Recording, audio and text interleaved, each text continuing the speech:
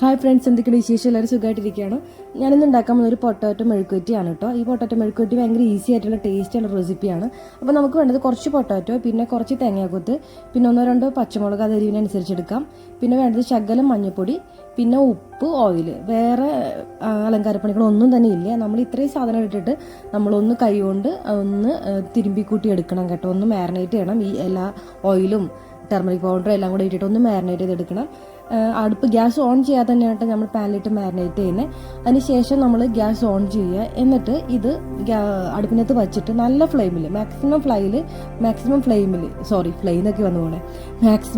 നമ്മളിത് ഫ്രൈ ചെയ്തെടുക്കണം കേട്ടോ. ഇങ്ങനെ തീ കൂട്ടി വെക്കുമ്പോൾ എന്നാന്ന് വെച്ചാൽ നല്ലോണം മൊരിഞ്ഞ് കിട്ടും. മൊരിയാൻ വേണ്ടിയിട്ടാണ് തീ കൂട്ടി നിൽക്കണം. പിന്നെ ഒരു പ്രശ്നം എന്താണെന്ന് വെച്ച് കഴിഞ്ഞാൽ കൈ വിടാതെ നമ്മളിങ്ങനെ ഇളക്കിക്കൊണ്ടേ ഇരിക്കണം. എന്നാൽ മാത്രമേ ഇത് കരിയാതെ നമുക്ക് നന്നായിട്ട് മൊരിഞ്ഞ് കിട്ടുള്ളൂ.